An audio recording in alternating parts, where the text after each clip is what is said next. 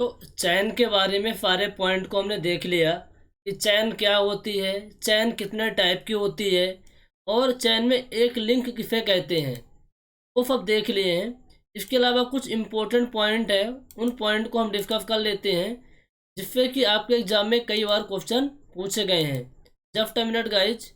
तो पहला पॉइंट आपका क्या है, आप हेडिंग बनाइए इम्पोर्टेंट पॉइंट। तो पहला पॉइंट है आपका चैनेज। तो ये चैनेज क्या होता है, ये चैनेज किस चिड़िया का नाम है? तो सिंपल सी बात यह है कि चैनेज क्या होता है, हम आपको एक्सप्लेन कर रहे हैं। आप क्या करते हैं कि मान लीजिए जब किसी भी एरिया में आप सर्वे करने जाते हैं, तो सबसे पहले कंट्रोल पॉइंट फिक्स करते हैं। मान के चलिए आपके 4 कंट्रोल पॉइंट है। क्या है? 4 कंट्रोल पॉइंट है। फिर आप क्या करेंगे, इन कंट्रोल पॉइंट को आपस में एक दूसरे से मिलाने के लिए एक लाइन ड्रा करते हैं, उसे कहते हैं सर्वे लाइन। उसे क्या कहते हैं? Main survey line. ठीक है, उसे क्या कहते हैं? Main survey line. तो जो लाइन होती है ना, वो लाइन क्या होती है? स्ट्रेट होती है। कैसी होती है? स्ट्रेट होती है। तो सिंपल सी बात है, जब आप लाइन का मेजरमेंट करेंगे तो आपके पास जो चैन होगी उसकी एक लिमिटेड लेंथ होती है। मान लीजिए 30 मीटर की लेंथ वाली चैन है, तो आप यहाँ से यहाँ तक 30 मीटर मेजर करेंगे। इसके बाद अगली चैन मेजर करेंगे, फिर अगली चैन मेजर करेंगे। तो आपने यहाँ से यहाँ तक जो मेजर किया वो आपका क्या हुआ? 1 चैन लेंथ। क्या होता है? 1 चैन लेंथ। यही आपका चैनेज होता है। क्या होता है? चैनेज। चैनेज क्या होता है? एक मार्क होता है along the main survey line. Along the main survey line. तो 1 चैनेज, 2 चैनेज, 3 चैनेज, ये आपका क्या है? चैनेज है। तो इस तरीके से इसको हम डिफाइन कर सकते हैं। Chainage is mark along the main survey line starting from zero to ending of the point in direction of survey. Chainage क्या होता है? एक मार्क होता है, मेन सर्वे लाइन के साथ साथ चलता है। ये आपका क्या है? इन डायरेक्शन ऑफ सर्वे। इसी डायरेक्शन में सर्वे हो रहा है, इसी डायरेक्शन में सर्वे हो रहा है, और इसी डायरेक्शन में आपकी क्या थी? मेन सर्वे लाइन थी। मेन सर्वे लाइन क्या होती है? जो कंट्रोल पॉइंट को मिलाने वाली लाइन होती है उसे क्या कहते हैं? Main survey line. और मेन सर्वे लाइन का दूसरा नाम क्या होता है? चैन लाइन। तो चैनेज क्या होता है? एक मार्क होता है along the main survey line starting from zero to ending of the point in direction of survey. तो चैनेज क्या होता है, आई होप आपको समझ में आ गया होगा। जब आपका एक चैन लेंथ कवर होता है तो मार्क कर देते हैं इसे।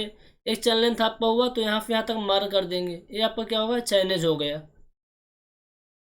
अगला पॉइंट है आपका, आपने सुना होगा लीडर और फॉलोवर के बारे में। ये क्या होता है लीडर और फॉलोवर? समझिए इस चीज़ को। ये हमारे 2 कंट्रोल पॉइंट है, कंट्रोल पॉइंट ए और एक कंट्रोल पॉइंट बी। अब हम क्या कर रहे हैं, एक हमारे पास 20 मीटर की चैन है। कितने मीटर की चैन है? 20 मीटर लेंथ की चैन है। इससे हम मेजर कर रहे हैं। तो हमने यहाँ से यहाँ तक गया, ये मान लीजिए 20 मीटर आपका हो गया। कितना हो गया? 20 मीटर। तो अब क्या करेंगे, चैन को हम उठाएंगे, फिर आगे हम बढ़ेंगे, यहाँ से यहाँ तक बढ़ेंगे। ये मान लीजिए पॉइंट बी हो गया, ये पॉइंट सी हो गया।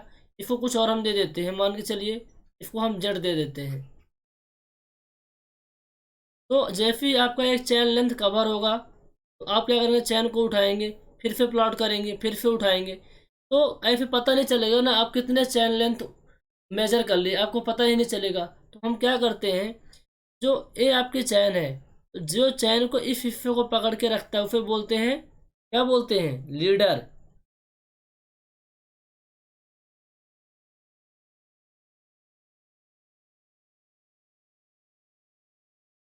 क्या कहते हैं? लीडर। तो जो लीडर होता है ना, जैसे ही एक चेन लेंथ कवर होती है, यहाँ एरो गाड़ देता है। एरो क्या होता है? वुड का यानी लकड़ी का एक खुटिया होता है, पेग होता है, उसके करता है ठोक देता है। कहाँ पास ठोकेगा? उस पॉइंट पर ठोकता है जहाँ पास आपकी चैन लेंथ, एक चैन लेंथ कवर हो जाती है। तो आपने जो लीडर होता है, लीडर किसे बोलते हैं? जो आगे आगे रहता है। इसने यहाँ पर क्या किया, एक पेग लिया, पेग को ठोक दिया। जो फॉलोवर आएगा ना, तो इस पेग को क्या करेगा? उठा लेगा। फिर यहाँ लीडर ठोकेगा पेग को, फिर जो फॉलोवर आएगा पेग को उठा लेगा। समझ रहे हैं मेरी बात को? देखिए मैं डायग्राम से एक्सप्लेन करता हूँ आपको। नहीं, इसमें डायग्राम ही नहीं है। देखो तो इस पॉइंट पे आप जो मेजर कर रहे थे लेंथ, जी जहाँ पर आप एक चैन लेंथ कवर होगा वहाँ पर आप ये आपका जो स्टार्टिंग का जो चैन होता है इसको जो पकड़ के रखता है आगे आगे जो बढ़ता है उसे बोलते हैं लीडर। क्या बोलते हैं? लीडर। और जो पीछे पीछे आता है उसे क्या बोलते हैं? फॉलोवर। ठीक है। तो जैसे ही एक चैन लेंथ कवर होगा लीडर क्या करेगा, लकड़ी का खुटिया होता है, उस लकड़ी के खुटिया को हैमर की सहायता से गाड़ देता है। और फॉलोवर क्या करता है, उसे उखाड़ता जाता है। इस पॉइंट पे इसने गाड़ा, इस पॉइंट पे भी गाड़ा, इस पॉइंट पे गाड़ा, तो फॉलोवर क्या करेगा, इन सभी पेग को उठाता जाएगा। अब मान लीजिए आपका सर्वे कंप्लीट हुआ और फॉलोवर के पास 4 पेग हैं। कितने पेग हैं? 4 पेग हैं। इसका मतलब क्या हुआ, इसको हम मानेंगे 4 चैन लेंथ। क्या मानेंगे? 4 चैन लेंथ। ये आपका 1 चैन लेंथ, दूसरा, तीसरा और चौथा। ठीक है।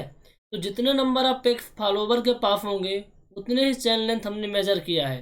तो 4 चैन लेंथ हुआ मतलब 20 × 4 कितने मीटर होगा? टोटल 80 मीटर मैंने मेजरमेंट किया। तो लीडर क्या होता है, फॉलोवर क्या होता है, इस चीज़ को आप समझ में आ गई होगी।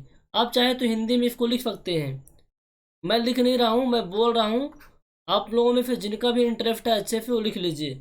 जब चैन से मेजरमेंट लेते हैं तो जब एक चैन लेंथ मेजर किए तो एक व्यक्ति होता है जो एरो को इंस्टॉल करता है, और जो एरो को इंस्टॉल करता है उसे बोलते हैं लीडर। और एक व्यक्ति जो पीछे पीछे आता है और उस एरो को उखाड़ता जाता है, लेता जाता है, उसे बोलते हैं फॉलोवर। ठीक है। फॉलोवर के पास जितने पेग होंगे उतने चैन लेंथ हमने मेजर किया। ठीक है। एक एरो का मतलब क्या हुआ, एक एरो का मतलब क्या हुआ, एक चैन लेंथ। That's it. अब आपके मन में एक सवाल आ रहा होगा, सर आप ये बताइए कि एरो क्या होता है, ढंग से बताइए एरो क्या होता है। तो देखो, एरो कुछ नहीं होता है, एक लकड़ी का पेग होता है, कुछ इस तरीके से रहता है। ठीक है। जिसका जो डायमीटर होता है 50 mm का होता है। ये डायमीटर, ऊपर वाला डायमीटर 50 mm का होता है, और ये जो डायमीटर होता है ये 4 mm का होता है। टोटल लेंथ होती है जो पेग की 400 mm होती है, यानी 400 mm से 5 mm ज़्यादा भी हो सकती है और 5 mm कम भी हो सकती है। ये आपका एरो होता है। ठीक है। कई बार पूछ देता है एरो के बारे में, ध्यान रखिएगा। अब हम किससे में हम पढ़ रहे थे इंस्ट्रूमेंट, सम इंस्ट्रूमेंट जो आपके लीनियर मेजरमेंट में काम आते हैं, डायरेक्ट मेजरमेंट में। तो पहला आपका क्या था, चैन। तो चैन से मैंने मेजरमेंट कर लिया। तो आपको पता है कि चैन केवल हॉरिजॉन्टल प्लेन में, यानी जो आपका स्मॉल एरिया होता है वहाँ मेजरमेंट करने के लिए बहुत अच्छी होती है। तो जहाँ आपका फ्लोपिंग का एरिया रहता है, कैसा रहता है, फ्लोपिंग एरिया रहता है, on that case we can not use chain. तो चैन को रिप्लेस किया किसने, टेप ने। तो टेप भाई आ रहे हैं। अब हम देखेंगे टेप भाई के बारे में। ये टेप क्या होता है, उसी टेप के बारे में बात कर रहे हैं जो गांव में मिस्त्री लिए रहते हैं। और टेप के बारे में आपको थोड़ा सा आइडिया भी होगा, इतना तो होगा ही। तो टेप क्या होता है, टेप कितने टाइप के होते हैं उन पर हम बात करेंगे। देखो टेप जो होता है एक लीनियर मेजरमेंट करने का जुगाड़ है, सिंपल सी बात ये है। इससे हम क्या करते हैं, लीनियर मेजरमेंट करते हैं, लीनियर मेजरमेंट करते हैं। ठीक है। लीनियर मेजरमेंट करते हैं। डायरेक्ट जिससे मेजर, जिससे मतलब क्या हुआ, मैंने 4 मेथड बताया था। तो पहला क्या था, डायरेक्ट मेजरमेंट। तो डायरेक्ट मेजरमेंट करने का एक तरीका होता है। तो चार टाइप के टेप होते हैं। पहला टेप आपका है क्लॉथ, क्लॉथ टेप या फिर सिंथेटिक टेप। क्या बोलते हैं, क्लॉथ टेप या फिर सिंथेटिक टेप। और इस सिंथेटिक टेप को लाइलेन भी बोलते हैं कई बार। क्या बोलते हैं, लाइलेन। दूसरा आपका है मेटालिक टेप, स्टील टेप और इनवार टेप। 4 टाइप के टेप होते हैं, क्लॉथ यानी synthetic tape, metallic tape, steel tape और इनवार टेप। याद हो जाना चाहिए क्लास के अंदर। तुम क्लास, आप लोग यदि ऑफलाइन क्लास के अंदर होते तो मैं तुरंत ही पूछता, तुम बताओ घंटा चैन में कितने फिट होती है, एक लिंक क्या होता है, ठीक है, फ्रंक स्केल क्या होती, मैं डायरेक्टली पूछता। यदि आपसे नहीं बनता उस टाइम पे तो वही जानता जो मेरे क्लास ऑफलाइन क्लास के अंदर होता है। तो आपको सिंसियर होकर पढ़ाई करनी है। ठीक है। तो क्लास मतलब आपके जो टेप हैं 4 टाइप के होते हैं। तो पहले टाइप की हम बात कर रहे हैं, क्लॉथ या सिंथेटिक टेप। जो क्लॉथ या सिंथेटिक टेप होता है लाइलेन का बना होता है। किसका बना होता है, लाइलेन का बना होता है। कुछ पॉइंट मैंने लिखा है। सिंथेटिक का मतलब क्या हुआ, लाइन एंड, ठीक है। ये आपके डायग्राम कुछ मैंने गूगल से लेके आपको दिखा रखे हैं। ये आपका कैसा कैसा टेप है, लाइनेन का बना हुआ टेप है, लाइनेन। लाइनेन क्या होता है आप जाके गूगल पे देख लो। तो सबसे इम्पोर्टेंट बात यह है कि जो आपका क्लॉथ टेप होता है लाइलेन का बना होता है। लाइलेन की लेयर होती है, एक लेयर, दूसरी लेयर, तीसरी लेयर, बहुत आपस में बहुत ही क्लोजली क्लोजली यानी बहुत ही फटी हुई, बहुत ही घनेदार परत वाली लेयर बनाती हैं, फिर टेप बनता है। ठीक है, इसकी जो विड्थ होती है जनरली, इस टेप की जो विड्थ होती है, ए वाली विड्थ, इसकी मैं बात कर रहा हूँ, ये होता है आपका 12 से लेकर के 15 mm। कितना होता है, 15 mm होता है। इसकी जो विड्थ होती है 12 से 15 mm होती है। अब ये जो टेप आता है जनरली 10 मीटर, 20 मीटर, 25 मीटर और 30 मीटर में अवेलेबल होता है। यदि फीट की बात करें 33 फीट, 50 फीट, 66 फीट और 100 फीट, इन लेंथ में टेप आता है। ये लेंथ है टेप की ना जनरली। कॉमनली का मतलब सामान्यता, सामान्यता यानी क्या, जो ज़्यादातर दुकानों में आपको ये टेप मिल बोलेंगे तो मिल जाएगा। 10 मीटर, 20 मीटर, 25 मीटर, 30 मीटर और 1 फीट में। ठीक है। अच्छा, इस टेप का जनरली बहुत ज़्यादा हम यूज़ नहीं करते, रेयरली करते हैं। लेंथ मेजर करने के लिए रेयरली करते हैं, क्योंकि इसमें कुछ प्रॉब्लम होती है। क्या प्रॉब्लम होती है कि इस टेप का जनरली हम हर काम में यूज नहीं कर सकते हैं। यहाँ पर एक पॉइंट मैंने लिखा है, cloth tape is rarely used for making accurate measurement. Accurate measurement यदि हमको लेना है तो हम क्लॉथ टेप को सजेस्ट क्यों नहीं करते हैं, क्या कारण है। देखो, उन रीजन को हम देख लेते हैं, या फिर आप कह सकते हैं क्लॉथ टेप यदि यूज करेंगे तो क्या डिसएडवांटेज होता है, ये पॉइंट भी। तो पहली बात तो मॉइस्चर का इफेक्ट ज़्यादा होता है, इसमें बहुत जल्द मॉइस्चर का इफेक्ट आ जाता है। मॉइस्चर यानी क्या होता है, गीलापन। यदि आप टेप मान लीजिए गंदा हो गया, आप साफ करेंगे तब भी प्रॉब्लम आती है। आप ठंड के टाइम पे गए हैं टेप को लेकर के, तो थोड़ा सा भी यदि मौसम डिस्टर्ब हुआ तो फिर मॉइस्चर का इफेक्ट आ जाएगा, तो कहीं ना कहीं हम मेजरमेंट अच्छे से नहीं कर पाएंगे। यदि हवा चल रही है तो आपका जो टेप होगा मुड़ जाएगा, ट्विस्ट अंडर विंड। और फ्रिंकेज हो सकता है, टेम्परेचर ज़्यादा है तो फ्रिंकेज होगा, टेम्परेचर कम है, टेम्परेचर कम या ज़्यादा होने से उसमें प्रॉब्लम हो जाती है फ्रिंकेज की। तो 3 पॉइंट हैं जिसके कारण इस टेप का यूज़ हम जनरली एक्यूरेट मेजरमेंट के लिए नहीं करते हैं। हाँ, अच्छा आपको रफली मेजर करना है कितनी लेंथ है तो you can do this, otherwise इस टेप का यूज नहीं करते, क्योंकि इसमें मॉइस्चर का इफेक्ट होता है। हवा चलेगी तो टेप आपका ऐसे मुड़ जाएगा, ऐसे टेप ऐसे मुड़ जाएगा तो कोई काम का नहीं रहेगा, एक्यूरेट लेंथ तो आएगी नहीं ना जो आपका टारगेट था। तो ये डिसएडवांटेज है। तो आई होप समझ में आ रहा होगा कि क्लॉथ टेप या सिंथेटिक टेप के बारे में।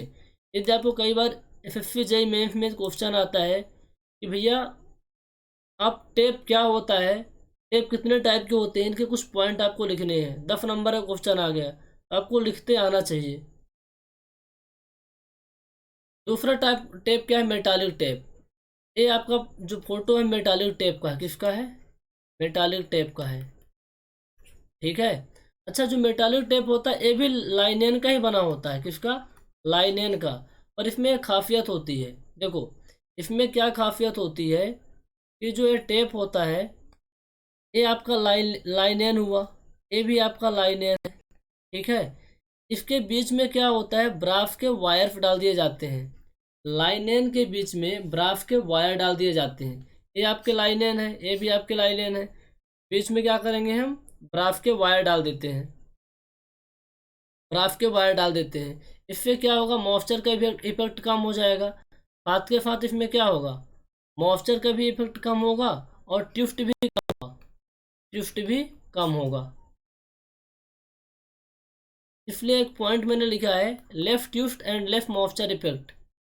It is generally use to measure offset. Offset measure करने के लिए इसको उपयोग करते हैं मेटालिक टेप का, ये ऑब्जेक्टिव आ सकता है। तो ऑफसेट मेजर करने के लिए किस टेप का यूज करते हैं, मेटालिक टेप का। फिर अगला टेप आपका क्या है, steel tape. Steel tape, steel tape में क्या होता है, जो थर्मल एक्सपांशन होता है, थर्मल एक्सपांशन, थर्मल एक्सपांशन क्या होता है, कम होता है। मैं क्या बोल रहा हूँ यार, सॉरी गाइस, कहीं और थोड़ा सा। अच्छा, स्टील टेप के बारे में बता रहे हैं आपको। तो जो स्टील टेप होता है इसमें थर्मल एक्सपांशन ज़्यादा होता है। इसमें क्या होता है, थर्मल एक्सपांशन ज़्यादा होता है। थर्मल एक्सपांशन ज़्यादा होता है। स्टील क्या होता है, एक एलॉय है। स्टील क्या है, एलॉय है। जिसमें क्या होता है, प्योर आयरन प्लस क्या होता है, कार्बन होता है। ठीक है। कार्बन कितने परसेंट होता है, 0.12 से लेकर के 0.25% इसमें क्या होता है, कार्बन होता है। अच्छा, स्टील में कार्बन क्यों प्रोवाइड किया जाता है। स्टील में कार्बन इसलिए प्रोवाइड किया जाता है ताकि उसकी स्ट्रेंथ को बढ़ाया जा सके।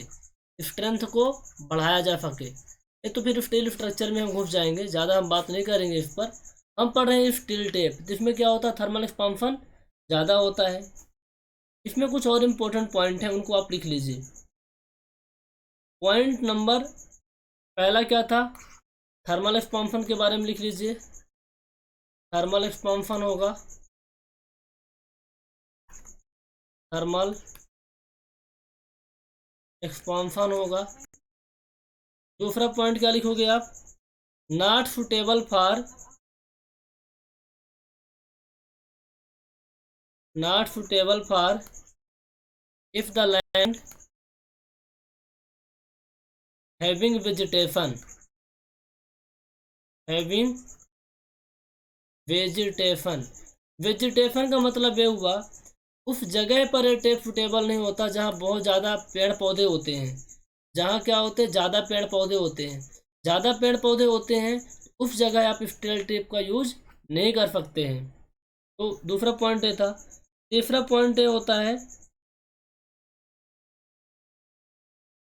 हम फ्लैट एरिया में इसका यूज कर सकते हैं। फ्लैट एरिया में यूज कर सकते हैं, कर सकते हैं जहाँ अंडुलेशन कम हो, अंडुलेशन कम हो, अंडुलेशन कम हो। और चौथा पॉइंट ये है कि इसमें फैगिंग कम होती है। इसमें फैगिंग कम होती है। ये चार पॉइंट है स्टील टेप के बारे में। पहला पॉइंट है कि इसमें थर्मल एक्सपांशन होता है, not suitable for if the land having vegetation, flat area में यूज कर सकते हैं, और इसमें फैगिंग कम होती है। इसको जो एडवांटेज है, दो एडवांटेज आप लिख सकते हैं कि इसमें क्या एडवांटेज है, फ्लैट एरिया में यूज कर सकते हैं, ये आपको क्या हुआ, एडवांटेज हुआ। और फैगिंग कम होती है, ये भी एडवांटेज हुआ। बाकी थर्मल एक्सपांशन होता है, और जहाँ वेजिटेशन ज़्यादा होता है वहाँ यूज नहीं कर पाते, क्या हुए आपके डिसएडवांटेज। तो आप एडवांटेज और डिसएडवांटेज का पॉइंट बना के लिख सकते हैं। अगला टेप है आपका Invar tape, is very very important tape. Invar tape, Invar भी एक एलोए होता है। क्या होता है, एलोए। एलोए क्या होता है आपका, मिश्र धातु। क्या होता है, मिश्र धातु।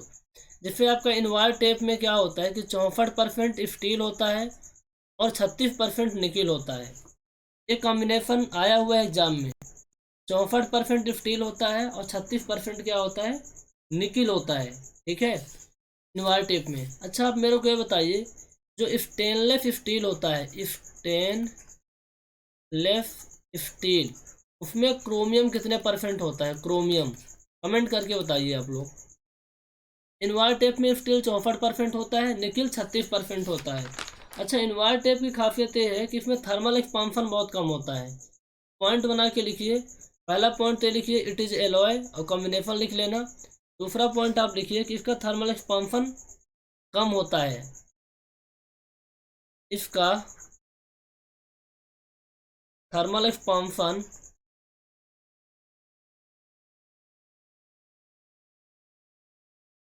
कोफिशिएंट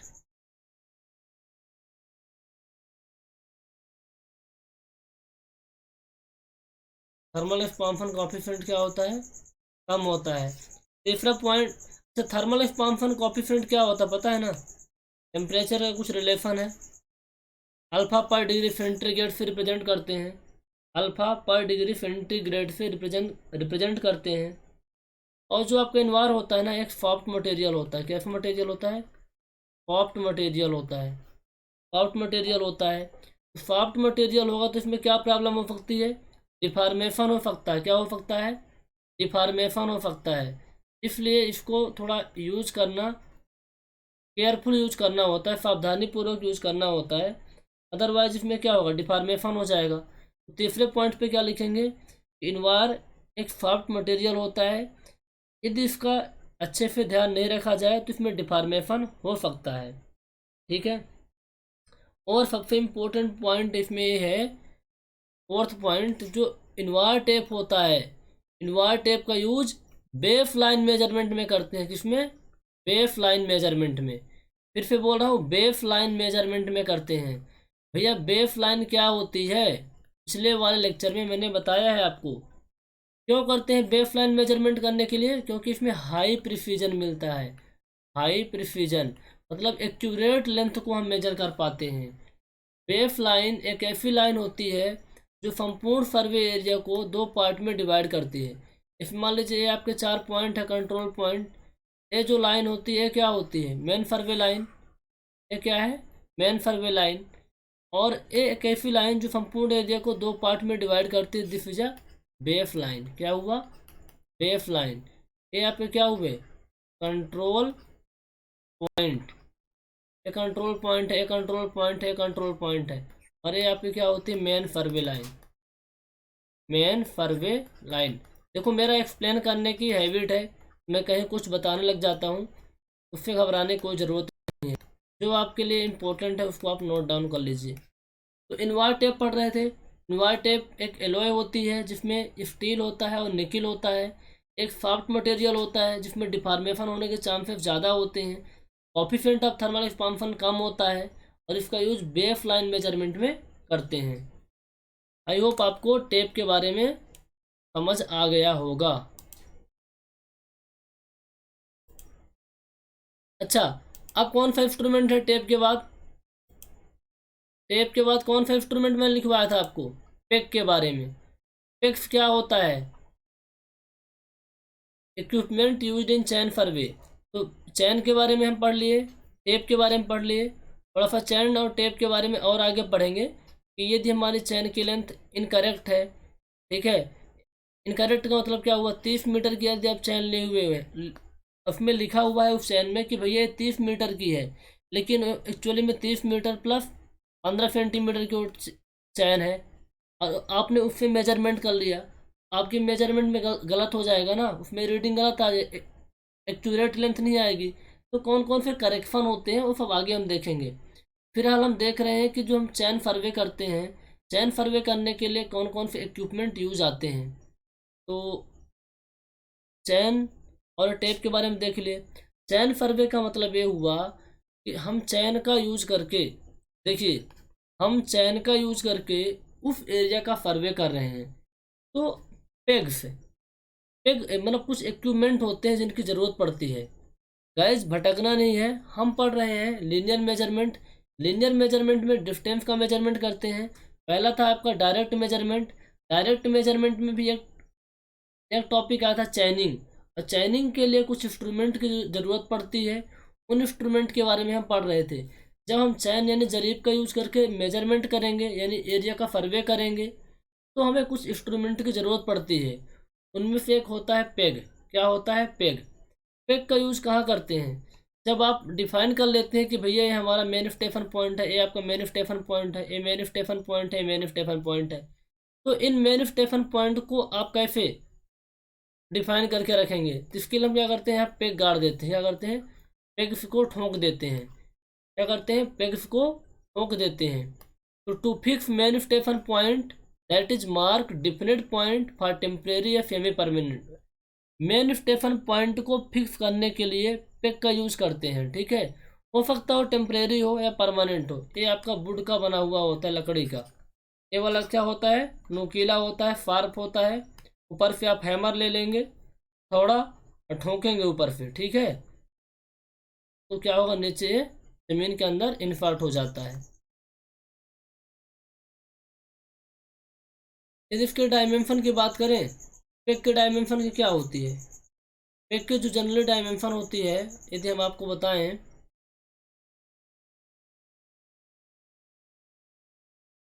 उसी तरीके का पेग होता है आपका।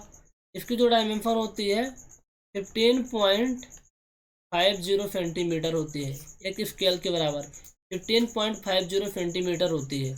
वही चीज़ इसमें mm में लिखा हुआ है 150 mm, और ऊपर क्या लिखा है 25 mm। तो मोटा मोटा आप याद रखिए कि 15 सेंटीमीटर के अराउंड होती है पेग्स की लेंथ। पेग क्या होता है, कहाँ यूज आता है? मेन स्टेशन पॉइंट जब फिक्स करते हैं तो वही मेन स्टेशन पॉइंट को फिक्स करने के लिए काम में आता है। पेग के बारे में जान लिया आप। एरो क्या होती है, एरोज क्या होती है? देखो अभी हम आपको बता रहे थे एरो क्या होती है। सिंपल सी बातें हैं कि ये हमारे main station point, main station point क्या, ऐसे समझिए कि आपको यहाँ से यहाँ तक की लेंथ मेजर करनी है, ठीक है। ये आपके मेन स्टेशन पॉइंट है, ये आपका है ए बी सी और डी। आप क्या कर रहे हो, 20 मीटर की चैन ले रहे हो, 20 मीटर की चैन से मेजरमेंट कर रहे हो। आपने 20 मीटर की चैन से यहाँ तक मेजरमेंट किया, ठीक है। फिर इसके बाद चैन को उठाएंगे, चैन को आप क्या करेंगे, यहाँ तक मेजर तो कर लिए आप, ठीक है। फिर क्या करेंगे, चैन को उठाएंगे और आगे की तरफ बढ़ेंगे, इधर की तरफ। तो यहाँ पास क्या करेंगे कि एक पेग होता है हमारे पास, पेग सॉरी एरो होता है, उस एरो को यहाँ ठोक देते हैं। हमारे पास क्या होता है, एरो होता है, और इस एरो को यहाँ क्या करते हैं, हम ठोक देते हैं थोड़ा सा। फिर देखो इस पॉइंट पे जो इंसान होता है उसको बोलते हैं लीडर, क्या बोलते हैं, लीडर। और जो पीछे पीछे आता है उसको क्या बोलते हैं, फॉलोवर, क्या बोलते हैं, फॉलोवर। जो फॉलोवर है ना आएगा तो इस एरो को उठा लेगा। इस तरीके से जब दूसरी चेन लेंथ कंप्लीट हो जाएगी तो फिर एरो को इंस्टॉल करेगा लीडर, फॉलोवर आके उठा लेगा। तो एरो क्या होती है, एरो का यूज कब करते हैं, जब हम लेंथ का मेजरमेंट करते हैं जो एक चैन लेंथ से ज़्यादा होता है, एक चैन लेंथ से ज़्यादा होता है, ऑन दैट केसेस हमें यूज करना पड़ता है एरो का। यदि एक ही चैन लेंथ होगा यहाँ से यहाँ तक 20 मीटर का, तो हम क्यों यूज करेंगे, डायरेक्टली हम बता सकते हैं 20 मीटर का है। लेकिन मान के चलो यहाँ से यहाँ तक में आपने कितने एरो कलेक्ट किए, 1 1 2 3 4, आपने 4 एरो कलेक्ट किए, 1 2 3 4। कौन कलेक्ट किया, फॉलोवर ने। तो मैं कह सकता हूँ कि भैया ये चार चैन लेंथ है, 4 चैन लेंथ है, इसलिए एरो का उपयोग करते हैं। तो डिफिनीशन में सिंपल सी भाषा लिखी गई है, if the survey is to be done for more than 1 chain length then the chain is laid and lifted number of time, so to mark end of the chain when lead arrow are used। कह रहा है कि भैया जब आप सर्वे करते हो एक चैन लेंथ से ज़्यादा होता है तो कई बार आपको चैन को उठाना पड़ता है, बिछाना पड़ता है, तो हम एरो का उपयोग करते हैं, ठीक है। और क्या बताएं, अगला इंस्ट्रूमेंट है आपका ragging rods and offset rods. Ragging rods और ऑफसेट रॉड। देखो रैंगिंग रॉड क्या होती है समझते हैं ज़रा। मैं आपको बार बार बोल रहा हूँ कि कंट्रोल पॉइंट, जब कोई सर्वे करते हैं तो कंट्रोल पॉइंट फिक्स करते हैं आप, ठीक है। आपने कंट्रोल पॉइंट फिक्स कर लिए, मान के चलो पॉइंट ए है, आपका एक पॉइंट बी है। तो पॉइंट ए और बी को मिलाने वाली जो लाइन होती है, पॉइंट ए और बी को मिलाने वाली जो लाइन होती है उसे क्या कहते हैं बेटा, वो आपकी होती है मेन सर्वे लाइन। क्या होती है, मेन सर्वे लाइन। और ये जो मेन सर्वे लाइन है ना कैसी होनी चाहिए, स्ट्रेट होनी चाहिए, एकदम सीधी होनी चाहिए। अब ये लाइन सीधी कैसी आएगी, आप यहाँ से यहाँ तक मेजर किए, ठीक है, हो सकता है आप ऐसे कुछ चले जाएं, फिर आप कुछ ऐसे चले जाएं, फिर ऐसे ऐसे आप मेजर कर डालेंगे, ये लाइन कैसे स्ट्रेट आएगी, नहीं आ पाएगी ना। उस केस में हम क्या करते हैं कि इसका अलाइनमेंट स्ट्रेट रहे तो हम क्या करेंगे, रैंगिंग रॉड बीच बीच में लगाते हैं। रैंगिंग रॉड, मान लीजिए आपने यहाँ एक रैंगिंग रॉड लगा दी, एक यहाँ लगा दी, एक यहाँ लगा दी, एक यहाँ लगा दी। रैंगिंग रॉड का मतलब समझिए एक रॉड, अभी हम बताएंगे। आपने रॉड लगा दी, आपने एक पॉइंट पर यहाँ भी रॉड लगा दी, एक पॉइंट पर यहाँ भी रॉड लगा दी। आप इस पॉइंट पे देखेंगे, पॉइंट ए पे खड़े होके देखेंगे, एक बॉक्स होता है और उस बॉक्स में फिल्ट लगा होता है, ठीक है, फिल्ट, पीछे लैंप लगे होते हैं।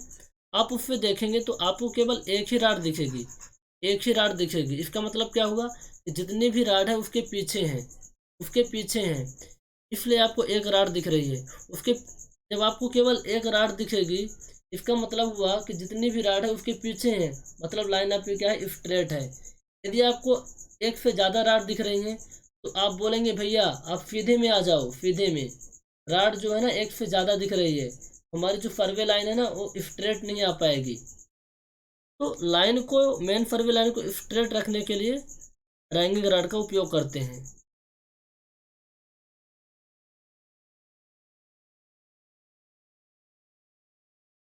अच्छा, बात ये हुई कि जो आपके मेन स्टेशन पॉइंट है ना, यहाँ जहाँ जहाँ हम रैंगिंग राड गाड़ते हैं उसे क्या बोलते हैं, इंटरमीडिएट स्टेशन पॉइंट। क्या बोलते हैं, intermediate station point. It is the process of locating the intermediate station between two main station. दो मेन स्टेशन के बीच इंटरमीडिएट स्टेशन को लोकेट करने के लिए रैंगिंग का उपयोग करते हैं। तो भैया रैंगिंग एक प्रोसेस होता है to locating intermediate station between two main station. Intermediate station इसलिए बनाते हैं कि आपकी जो मेन फरवे लाइन क्या हो, स्ट्रेट रहे। कुछ इस तरीके की आपकी राड होती है, रैंगिंग राड। ये आपका क्या होता है, फ्लैग होता है। क्या होता है, फ्लैग होता है, झंडा। क्या होता है, फ्लैग होता है। और इसमें कुछ पट्टी होती है, जैसे यहाँ देखो, एक ब्लैक पट्टी है, एक वाइट पट्टी है, इस तरीके से रहता है। इसमें आपको क्लियर कट दिख रहा होगा, आपने कॉलेज पे देखा भी होगा। ये आपकी रैंगिंग राड होती है। ये वाइट बैंड है, यानी सफ़ेद पुताई है। यह रेड बैंड है, वाइट बैंड है, रेड बैंड है। कुछ इस तरीके की आपकी रैंगिंग राड होती है। इसमें देखिए, इस पर्टिकुलर डायग्राम में आप देखिए,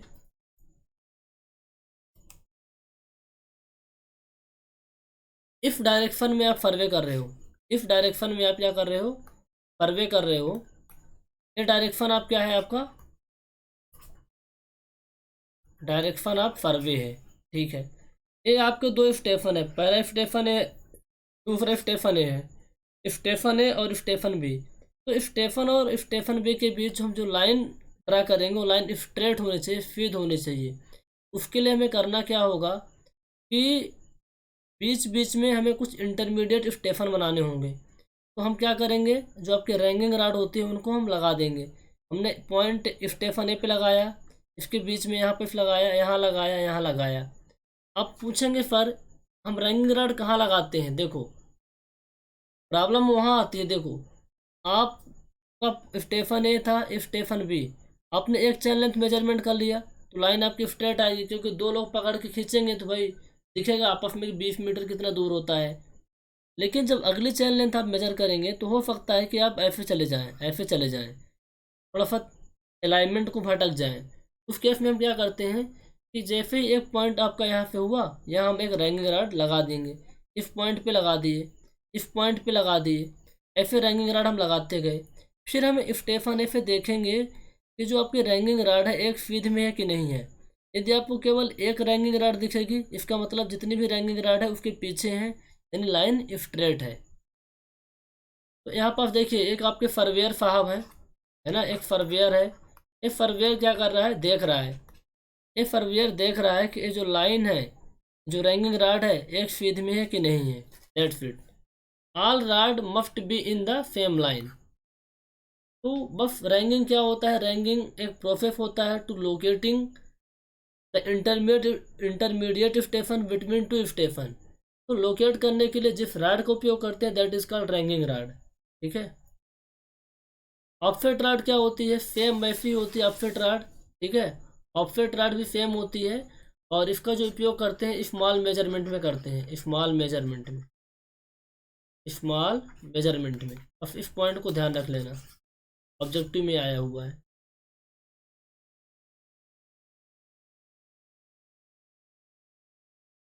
समझ में आ गई बात की रैंगिंग राड क्या होती है, बना के तो बताना नहीं पड़ेगा। चलो डायग्राम बना लो आप लोग, मैं आपको बना के बता देता हूँ।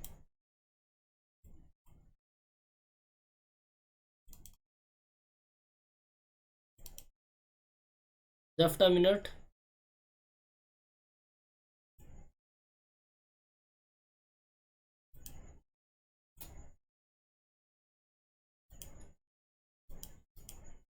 यार लैपटॉप बार बार हैंग कर रहा है।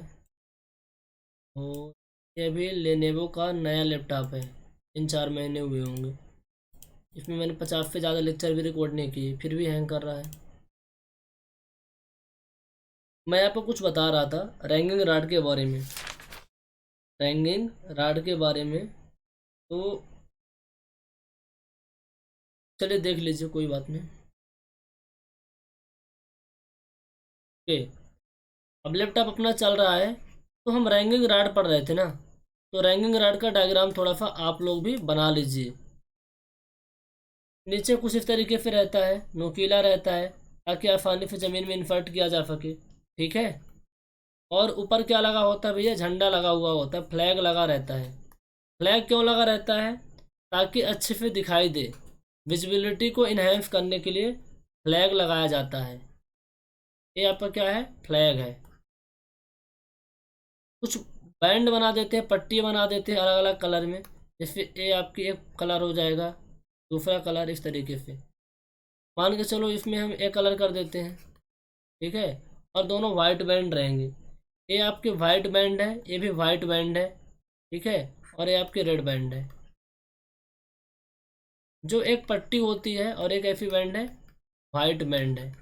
जो एक पट्टी होती है यहाँ से यहाँ तक, वो होती है 200 mm की। कितनी होती है, 200 mm की।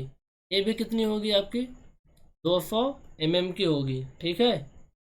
और ये जो होता है इसको बोलते हैं शू, क्या बोलते हैं, शू, जिसका यहाँ से यहाँ तक होता है 150 mm। कितना होता है, 150 mm।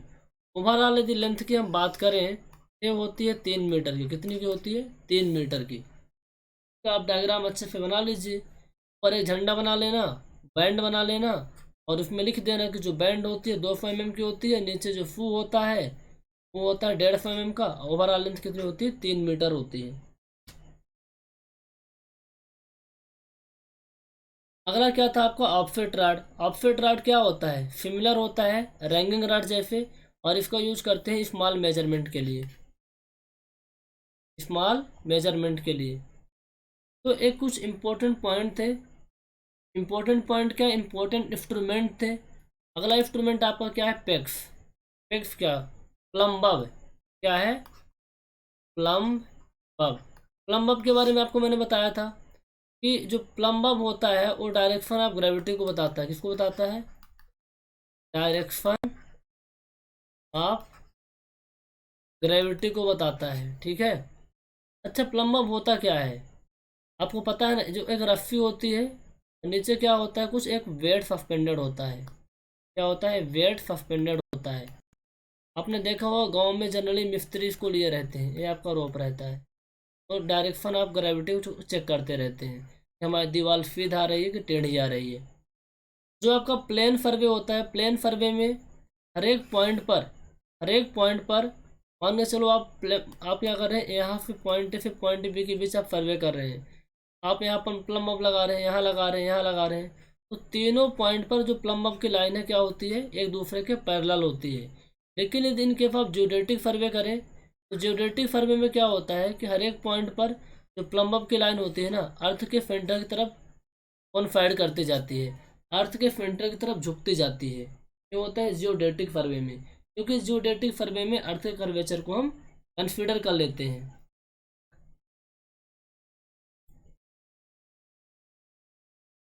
तो इस लेक्चर में बस इतना ही, बाकी हम बात करेंगे अगले लेक्चर में जो भी है।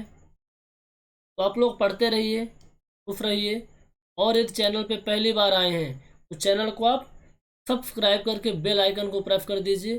बेल आइकन को प्रेस करने से क्या होगा कि जितनी भी वीडियो आती रहेंगी आपको उसका नोटिफिकेशन मिलता रहेगा। Thank you so much guys, have a nice day.